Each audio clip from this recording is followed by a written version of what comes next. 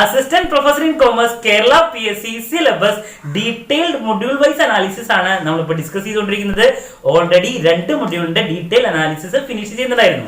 നമ്മൾ ലാസ്റ്റ് വീഡിയോയിൽ ഡിസ്കസ് ചെയ്തത് second module financial markets and services and investment management detailed analysis ആണ്. നമ്മൾ ഇന്ന് ഡിസ്കസ് ചെയ്യാൻ ഉദ്ദേശിക്കുന്നത് third module portfolio management and ഡെറിവേറ്റീവ്സിന്റെ അനാലിസിസ് സ്ട്രാറ്റജി, എത്രത്തോളം ഡേയ്സ് അതിനു വേണ്ടി മാറ്റി വെക്കേണ്ടി വരും, എന്തൊക്കെയാണ് ഈ ഒരു തേർഡ് മൊഡ്യൂളിന്റെ പെക്യുലാരിറ്റി, ഇതൊക്കെയാണ് ഞാൻ ഡിസ്കസ് ചെയ്യാൻ ഉദ്ദേശിച്ചിരിക്കുന്നത്. ഓൾറെഡി ഞാൻ ലാസ്റ്റ് മൊഡ്യൂളിന്റെ ഡിസ്കഷന്റെ സമയത്ത് പറഞ്ഞിട്ടുണ്ടായിരുന്നു, അത് നമ്മുടെ കുറച്ചുകൂടി കംഫർട്ടബിൾ ആയിട്ടൊരു മൊഡ്യൂൾ ആയിരുന്നു, financial markets and services. Because വളരെ കോമൺ ആയിട്ടുള്ള കുറെ ബേസിക് തിയറീസും മറ്റു കാര്യങ്ങളൊക്കെ ആയിരുന്നു വന്നിട്ടുണ്ടായിരുന്നത്. നമ്മുടെ കയ്യിൽ നിൽക്കുന്ന ഒരു മൊഡ്യൂളായിരുന്നു സെക്കൻഡ് മൊഡ്യൂൾ. ബട്ട് തേർഡ് മൊഡ്യൂളിലോട്ട് വരുമ്പോൾ കുറച്ചും കൂടിയും ഡീറ്റെയിൽഡ് ആയിട്ട് ഡിഫിക്കൽട്ട് ആയിട്ടുള്ള പല ഏരിയാസും വരുന്നുണ്ട്. നമുക്ക് 1 by 1 ആയിട്ട് കാണാം. So this is Kiran CS. Once again welcome back to KCS classes.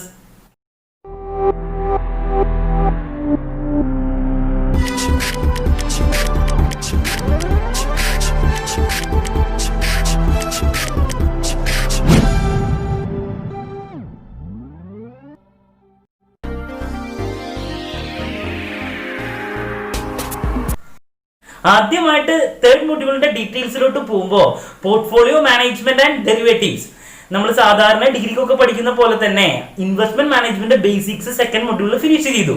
Then അതിന്റെ കണ്ടിന്യൂഷൻ ആയിട്ടാണ് നമ്മുടെ സിലബസും ഡിഗ്രിക്കൊക്കെ അങ്ങനെയല്ലേ. ഡിഗ്രിക്ക് പഠിക്കുന്ന സമയത്ത് ഇൻവെസ്റ്റ്മെന്റ് മാനേജ്മെന്റ് തിയറിയും മറ്റു കാര്യങ്ങളൊക്കെ സ്റ്റാർട്ടിംഗിൽ ഉണ്ടായിരിക്കും. ദെൻ കണ്ടിന്യൂഷൻ പോലെയാണ് പോർട്ട്ഫോളിയോ മാനേജ്മെന്റ് വരാറ്. MCOM-നാണെങ്കിൽ ഡെറിവേറ്റീവ്സിന്റെ ഒരു സെപ്പറേറ്റ് പേപ്പർ ഉണ്ടാവും, ഇൻവെസ്റ്റ്മെന്റ് മാനേജ്മെന്റ് ആൻഡ് പോർട്ട്ഫോളിയോ എന്ന് പറഞ്ഞിട്ട് സെപ്പറേറ്റ് വേറൊരു പേപ്പർ ഉണ്ടായിരിക്കും. ഇതേപോലെ തന്നെയാണ് നമ്മുടെ സെക്കൻഡ് മൊഡ്യൂളിന്റെ ഒരു കണ്ടിന്യൂഷൻ പോലെയാണ് തേർഡ് മൊഡ്യൂൾ സ്റ്റാർട്ട് ചെയ്തിട്ടുള്ളത്. പോർട്ട്ഫോളിയോ മാനേജ്മെന്റ് റിലേറ്റ് ചെയ്തിട്ടുള്ള എൻറ്റയർ ഡീറ്റെയിൽസ് ഇൻക്ലൂഡഡ് ആണ്, ഒന്നുപോലും സ്കിപ്പ് ചെയ്യാനില്ല. എല്ലാ ടേംസുകളും 1 by 1 ആയിട്ട് സിലബസിൽ ഇൻക്ലൂഡഡ് ആണ്. അതുപോലെ തന്നെ ഡെറിവേറ്റീവ്സിന് അത്രത്തോളം ഇമ്പോർട്ടൻസ് സിലബസിൽ പ്രൊവൈഡ് ചെയ്തിട്ടുണ്ട്. ദെൻ ഫിനാൻസ് സ്പെഷ്യലൈസ് ചെയ്തിട്ടുള്ള കുട്ടികൾക്ക് ഞാൻ പറഞ്ഞിട്ടുണ്ടായിരുന്നു ഒരു എഡ്ജ് കിട്ടും, ബിക്കോസ് അവര് ഓൾറെഡി വായിച്ച് കുറച്ചും കൂടി കംഫർട്ടബിൾ ആയിട്ടുള്ളതാണ്.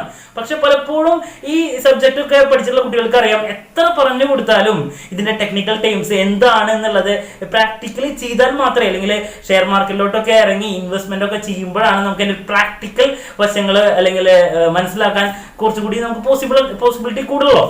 അല്ലാണ്ട് തീരെ എത്ര പറഞ്ഞാലും അതിന്റെ കൺസെപ്റ്റും കാര്യങ്ങളും എത്ര പറഞ്ഞാലും കുട്ടികളുടെ തലയിലേക്ക് കയറില്ല. സോ അതുകൊണ്ട് തന്നെ നിങ്ങൾ വളരെ ടൈം എടുത്ത് പഠിക്കേണ്ട ഒരു മൊഡ്യൂളാണ് ഈ പോർട്ട്ഫോളിയോ മാനേജ്മെന്റ് ആൻഡ് ഡെറിവേറ്റീവ്സ്.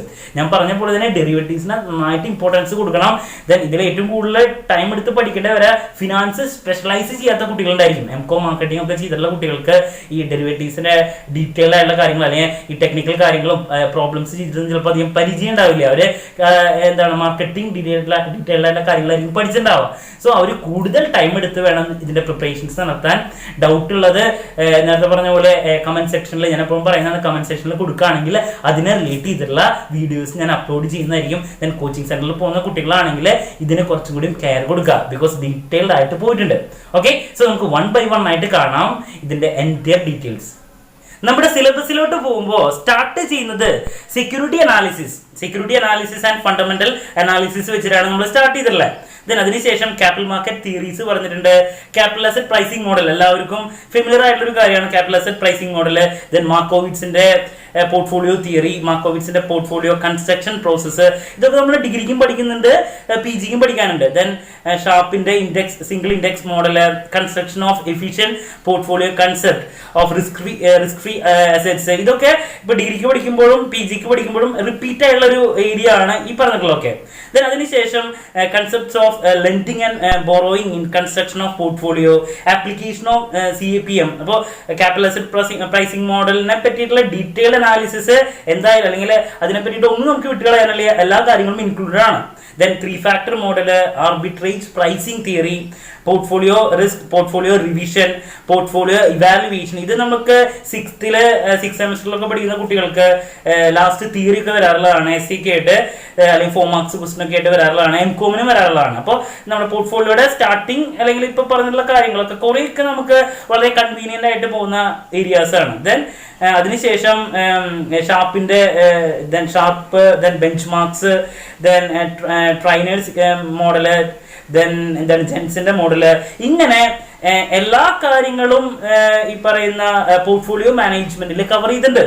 നമ്മൾ ഡിഗ്രിക്ക് പഠിക്കുന്നു PGക്ക് പഠിക്കുന്നു ആ ഒരു രീതിയിൽ മാത്രം പഠിക്കരുത്. ബിക്കോസ് നമ്മുടെ സിലബസിൽ പ്രൊവൈഡ് ചെയ്തിട്ടുള്ളത് ഡീറ്റെയിൽഡ് ആയിട്ടുള്ള ഒരു വേർഷൻ ആണ്. അപ്പോൾ ഞാൻ പറഞ്ഞ പോലെ തന്നെ CAPM മോഡല് അതിൻ്റെ എല്ലാ കാര്യങ്ങളും ഇൻക്ലൂഡഡ് ആണ്.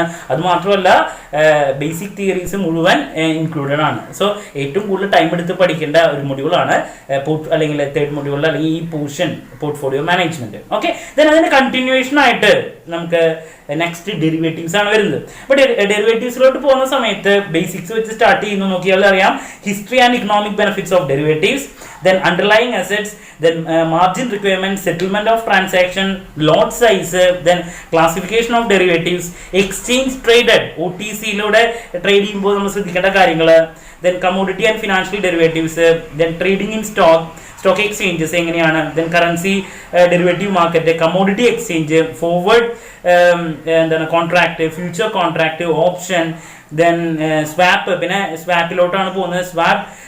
സ്വാപ്പിന്റെ ഡീറ്റെയിൽസിലോട്ട് പോകുന്നത് swap derivatives, risk management, hedging through derivatives എന്ന് വെച്ചിട്ടുണ്ടെങ്കിൽ നമ്മുടെ ഡെറിവേറ്റീവ്സും പ്രോപ്പർ ആയിട്ട് എൻ്റെ ഡീറ്റെയിൽസ് ഡെറിവേറ്റീവ്സിന്റെയും നമുക്ക് കാണാൻ പറ്റും. സോ നമ്മൾ ഈ പറയുന്ന രണ്ട് പോർഷനും തേർഡ് മൊഡ്യൂളിന്റെ ഈ രണ്ട് പോർഷനും നമ്മൾ അനലൈസ് ചെയ്യുമ്പോൾ നമ്മൾ മനസ്സിലാക്കണം ഏറ്റവും കൂടുതൽ ടൈം എടുത്ത് പഠിക്കേണ്ട ഒരു മൊഡ്യൂൾ തന്നെയാണ്. അത് മാത്രമല്ല ഞാൻ പറഞ്ഞു ടെക്നിക്കൽ ടേംസുകൾ കുട്ടികൾക്ക് മാർക്കറ്റിംഗ് അല്ലെങ്കിൽ ഫിനാൻസ് സ്പെഷ്യലൈസ് ചെയ്യാത്ത കുട്ടികൾക്ക് കൂടുതൽ കൺഫ്യൂഷൻ ഉണ്ടാകാനുള്ള ചാൻസ് ഉണ്ട് ഈ സിലബസിന്റെ ഒരു കൺസ്ട്രക്ഷൻ കണ്ടിട്ട്.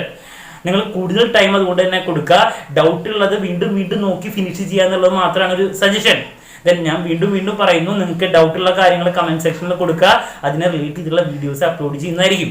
ബേസിക് ആയിട്ടുള്ള കാര്യങ്ങൾ എല്ലാവർക്കും അറിയാം. ഇപ്പൊ ടെക്നിക്കൽ അനാലിസിസ് ആണ്, ഫണ്ടമെന്റൽ അനാലിസിസ് എന്താണ്, അല്ലെങ്കിൽ പോർട്ട്ഫോളിയോ റിവിഷൻ, ബേസിക് തിയറീസ് അത്രത്തോളം പ്രശ്നമില്ല, നമ്മൾ വായിച്ചാൽ മനസ്സിലാവുന്നതാണ്. പക്ഷേ ഓരോ മോഡൽസിനെ പറ്റിയുള്ള ഡീറ്റെയിൽഡ് ആയിട്ടുള്ള കാര്യങ്ങളോട്ട് പോകേണ്ടി വരും. ഇപ്പോ ട്രൈനേഴ്സ് ഇൻഡെക്സ് മോഡൽ എന്താണ്, അല്ലെങ്കിൽ ജെൻസന്റെ പ്രത്യേകതകൾ എന്താണ്, ഷാർപ്പിന്റെ പ്രത്യേകതകൾ എന്താണ്, അല്ലെങ്കിൽ ക്യാപിറ്റൽ അസറ്റ് പ്രൈസിംഗ് മോഡലിന്റെ ഡീറ്റെയിൽഡ് അനാലിസിസിലോട്ട് പോകേണ്ടി വരും. ഡെറിവേറ്റീവ്സിലോട്ട് പോകുമ്പോൾ നമുക്കിപ്പോൾ MCOM കൊടുത്തിട്ടുള്ള ഒരു സിലബസിന്റെ ഒരു രീതിയിൽ തന്നെയാണ് കൊടുത്തിട്ടുള്ളത്. പക്ഷെ നമ്മൾ പ്രിപ്പറേഷൻസിലോട്ട് പോകുമ്പോൾ നല്ല രീതിയിൽ മുന്നോട്ട് പോകേണ്ടി വരും. സോ ഇതാണ് നമ്മുടെ തേർഡ് മൊഡ്യൂളിന്റെ ഡീറ്റെയിൽ ആയിട്ടുള്ളൊരു വേർഷൻ. നമുക്കിത് കവർ ചെയ്യണമെങ്കിൽ ഏതൊക്കെ ബുക്സുകളെ ഡിപ്പെൻഡ് ചെയ്യണം എന്നുള്ളത് നമുക്ക് നെക്സ്റ്റ് കാണാം. ഓക്കെ, ടെക്സ്റ്റ് ബുക്ക് സജഷനിലോട്ട് കിടക്കുമ്പോൾ ഞാൻ രണ്ട് ബുക്കാണ് സജസ്റ്റ് ചെയ്യുന്നത്, പോർട്ട്ഫോളിയോ മാനേജ്മെന്റിനും ഡെറിവേറ്റീവ്സിനായിട്ട്. പോർട്ട്ഫോളിയോ മാനേജ്മെന്റ് വളരെ സിമ്പിൾ ആയിട്ട് പ്രസന്റ് ചെയ്തിട്ടുള്ള ഒരു ബുക്കാണ് എസ് കെവിന്റെ. ഇപ്പൊ നിങ്ങൾക്ക് വേറെ ടെക്സ്റ്റ് ബുക്കുകൾ വേണമെങ്കിൽ പ്രിഫർ ചെയ്യാം, പക്ഷെ എനിക്ക് വളരെ യൂസ്ഫുൾ ആയിട്ടും അല്ലെങ്കിൽ വളരെ സിമ്പിൾ ആയിട്ട് തോന്നിയുള്ള ഒരു ബുക്കാണ് എസ് കെവിന്റെ പോർട്ട്ഫോളിയോ മാനേജ്മെന്റ്. നിങ്ങൾക്ക് യൂസ് ചെയ്യാവുന്നതാണ്, എല്ലാ കാര്യങ്ങളും നല്ല രീതിയിൽ കവർ ചെയ്തിട്ടുണ്ട്. സോ ഞാൻ വീണ്ടും പറയുന്നു, S Kevin for portfolio management. Then ഡെറിവേറ്റീവ്സിലോട്ട് വരുമ്പോൾ വേറൊരു ചോദ്യം ഇല്ല, SL ഗുപ്ത തന്നെ. SL ഗുപ്ത ടെക്സ്റ്റ് ബുക്കിലെ ഡെറിവേറ്റീവ്സ്, ഫിനാൻഷ്യൽ ഡെറിവേറ്റീവ്സിലെ എൻറ്റയർ ഡീറ്റെയിൽസ് നല്ല രീതിയിൽ കവർ ചെയ്തിട്ടുണ്ട്. സോ ഈ രണ്ട് ടെക്സ്റ്റ് ആണ് ഞാൻ പ്രിഫർ ചെയ്യുന്നത് പോർട്ട്ഫോളിയോ മാനേജ്മെന്റിനായിട്ട്. എസ് കെവിൻ ഒരു നല്ല സജഷൻ ആണെന്ന് എനിക്ക് തോന്നുന്നു. എല്ലാ കാര്യങ്ങളും ഡീറ്റെയിൽ ആയിട്ട് പോയിട്ടുണ്ട്. SL ഗുപ്ത ഡെറിവേറ്റീവ്സിന് വരെ ചിന്തിക്കേണ്ട എല്ലാ കാര്യങ്ങളും ഡീറ്റെയിൽ ആയിട്ട് പറയുന്നുണ്ട്. സോ ഇതാണ് text book suggestion. Next study പ്ലാനിലോട്ട് പോവാം. സ്റ്റഡി പ്ലാനിലോട്ട് പോകുമ്പോൾ എനിക്ക് ആദ്യം പറയാനുള്ളത്, പല കുട്ടികളും ഇതിന്റെ പ്രിപ്പറേഷൻസ് സ്റ്റാർട്ട് ചെയ്യുമ്പോൾ ടോപ്പിക് ഇങ്ങനെ കുറച്ചൊരു ടെക്നിക്കൽ ആയിട്ടുള്ള കാര്യങ്ങളും അല്ലെങ്കിൽ കുറച്ചും കൂടി ഒരു പല കുട്ടികൾക്കും ബോറടിക്കാനുള്ള ചാൻസ് ഒക്കെ ഉണ്ട്. ചിലപ്പോൾ വായിക്കുമ്പോൾ തന്നെ തിരികെ കിട്ടാണ്ടാവുമ്പോൾ അത് എടുത്ത് വയ്ക്കും. സോ നിങ്ങൾ ഒരു കാരണവശാലും പ്രിപ്പറേഷൻസ് സ്റ്റാർട്ട് ചെയ്യുമ്പോൾ അത് നിർത്തി പോകരുത്. അതാണ് നമ്പർ 1 സജഷൻ. പലപ്പോഴും നിങ്ങൾ പ്രിപ്പറേഷൻസ് സ്റ്റാർട്ട് ചെയ്ത് ഈ ഒരു ഡെറിവേറ്റീവ്സ് ആവട്ടെ അല്ലെങ്കിൽ പോർട്ട്ഫോളിയോ മാനേജ്മെന്റിന്റെ ടെക്നിക്കൽ വേർഷൻസിലോട്ടൊക്കെ പോകുമ്പോൾ പല കുട്ടികൾക്കും എന്താ പറയുക, ഇതൊന്നും തലയിൽ കയറില്ല, ഇതൊന്നും നടക്കുന്ന കാര്യമില്ല എന്ന് വെച്ചിട്ട് അത് വെച്ച് പോകും. എസ്പെഷ്യലി ഫിനാൻസ് സ്പെഷ്യലൈസ് ചെയ്യാത്ത കുട്ടികൾ. സോ ആദ്യം പറയാനുള്ള ഒരു സജഷൻ അതാണ്, നിങ്ങൾക്ക് ഡിഫിക്കൽട്ടായിട്ട് വരുന്നുണ്ടെങ്കിൽ നിർത്തിപ്പോരുത്, വീണ്ടും ട്രൈ ചെയ്യുക എന്നുള്ളൊരു കാര്യം മാത്രമേ കൺസിസ്റ്റന്റ് ആയിട്ട് ചെയ്യുക. അതുകൊണ്ടാണ് ഞാൻ എൻ്റെ സ്ട്രാറ്റജിയിൽ എപ്പോഴും പറയുന്നത്, ഒരു ദിവസം 3 സബ്ജക്ട് വെച്ച് നിങ്ങൾ പ്രിപ്പറേഷൻസ് സ്റ്റാർട്ട് ചെയ്യുക. ഒരു 1.5 hours അല്ലെങ്കിൽ 2 മണിക്കൂർ ഒരു സെഷൻ, 2 മണിക്കൂർ വേറെ സെഷൻ, 2 മണിക്കൂർ വേറെ സെഷൻ. ഈ ഒരു രീതിയിലാണ് പ്രിപ്പറേഷൻസ് പോകണമെങ്കിൽ അത്രത്തോളം ബോറടിയോ ഇല്ല. നല്ല രീതിയിൽ കൺസിസ്റ്റന്റ് ആയിട്ട് പോവുകയാണെങ്കിൽ സിലബസ് നല്ല രീതിയിൽ നമുക്ക് ഫിനിഷ് ചെയ്യാൻ പറ്റും. സോ ഒരു കാരണവശാലും സ്റ്റാർട്ട് ചെയ്യുമ്പോൾ തന്നെ അടിയറവ് വെച്ച് പോകരുത്. ഓക്കെ, സോ നമുക്ക് നോക്കാം ഇനി എത്ര ദിവസം വേണമെന്നുള്ളത്.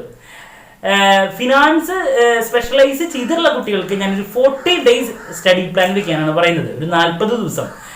Four portfolio management and derivatives.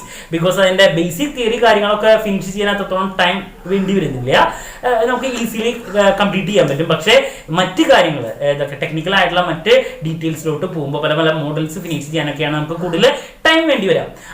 അതുപോലെ തന്നെ ഡെറിവേറ്റീവ്സ് ഒക്കെ കുറച്ചും കൂടി കംഫർട്ടബിൾ ആയിട്ട് മനസ്സിലാക്കണമെങ്കിൽ സമയം വേണ്ടി വരും. അപ്പോൾ ഒരു 40 days time plan, study plan ആണ് ഞാൻ പറയുന്നത്. പെർ ഡേ, ഒരു ദിവസം 1.5 മണിക്കൂർ മുതൽ 2 മണിക്കൂർ വരെ നിങ്ങൾ പ്രിപ്പറേഷൻസ് മുന്നോട്ട് കൊണ്ടുപോകുകയാണെങ്കിൽ 40 days കൊണ്ട് ഫിനാൻസ് സ്പെഷ്യലൈസ് ചെയ്തിട്ടുള്ള കുട്ടികൾക്ക് കംപ്ലീറ്റ് ചെയ്യാൻ സാധിക്കും. ദെൻ ഫിനാൻസ് സ്പെഷ്യലൈസ് ചെയ്ത കുട്ടികൾക്ക് കുറച്ചും കൂടി ടൈം കൂടുതൽ വേണ്ടി വരും. ഒരു 50 days, ഒരു 10 ദിവസം ഞാൻ എക്സ്ട്രാ പറയാണ്. ഒരു 50 days കൊണ്ട് നമുക്ക് എപ്പോഴും ഞാൻ എന്താണ് ടൈം 40 days 50 days എന്നൊക്കെ പറയുമ്പോൾ ഈ ഒരു സബ്ജക്ട് മാത്രമല്ല കേട്ടോ കവർ ചെയ്യണ്ടേ. ഒരു ദിവസം ഇതിന് വേണ്ടിയിട്ട് മാറ്റി വെക്കുന്ന ടൈമാണ് ഞാൻ പറഞ്ഞത്, ഒരു 1.5 hours മുതൽ 2 hours വരെ. അങ്ങനെയാണെങ്കിൽ 50 days കൊണ്ട് ഫിനാൻസ് സ്പെഷ്യലൈസ് ചെയ്യാത്ത കുട്ടികൾക്ക് നന്നായിട്ട് ട്രൈ ചെയ്താൽ നമുക്ക് ഫിനിഷ് ചെയ്യാൻ പറ്റുന്നതാണ്.